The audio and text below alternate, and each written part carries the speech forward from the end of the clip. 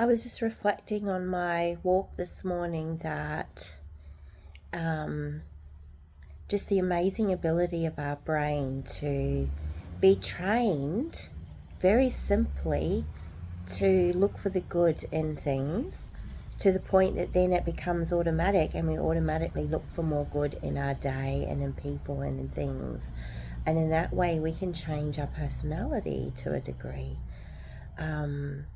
So apparently, our brain has more, I call them like Velcro or sticky neural networks to identify what's wrong, what's bad, what's painful, what's potentially harmful to us. Obviously, that's a survival mechanism and really an ancient pathway that's really important. And I don't know the exact percentages, but it's something big, like 90 to 10, so 90% more neural networks to identify, reflect, ruminate, look for danger. And that's pretty important from when, you know, humans lived in tribes and we had to be aware of potential other tribes that might be trying to be of danger to us, or animals and things like that. But today, in the modern world, we're exposed to so much more onslaught of information and social media and news and TV and the messages that we get. And our brain is overloaded with identifying, like 90% of the things we'll focus and think about is all the potential dangers and things. And it can really put us in a really difficult, low mood, depressive state, or awareness of what's wrong. But a way to change that, because of our neuroplasticity of our brain, the ability for it to wire differently, is that there's, say, 10%, I'm not sure of the exact percentage, but the smaller number of neural networks or neurons that are there to look for good.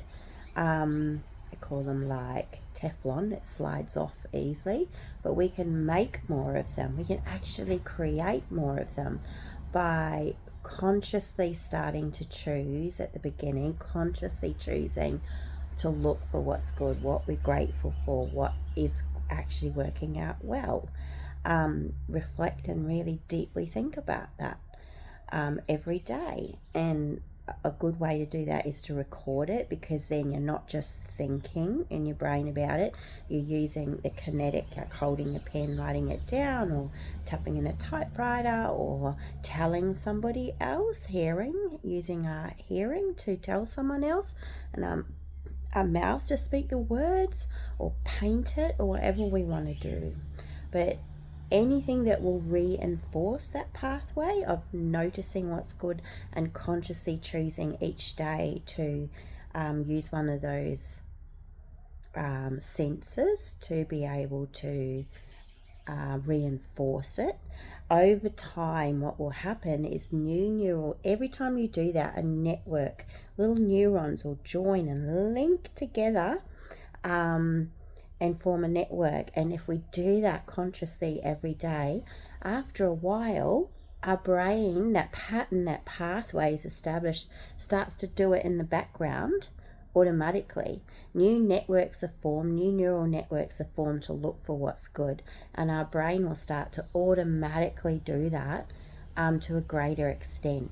So isn't that amazing? I think that's cool. I'm so more I have my bad days and that still at times, we all do, with especially external things happening. But oh my goodness, compared to 25, 30 years ago when I was suicidally depressed for a very long time, lots and lots of different practices that have helped me get through. But you know, that's a simple thing that we can all do every day. We just have to consciously choose to do it. Some people like to have a notepad next to their bed, and before they go to sleep, think of those things. And there's science behind it, and it works. And especially if you do a conscious walk, and while you're walking, actually choose to consciously look for things. Put an alert in your phone. Look for what's good, maybe 2 or 3 times a day. Alert, ping, and then your brain is being trained to do that. Soon you won't need the alert. you'll do it automatically. It's helped me a lot. Hope it helps you.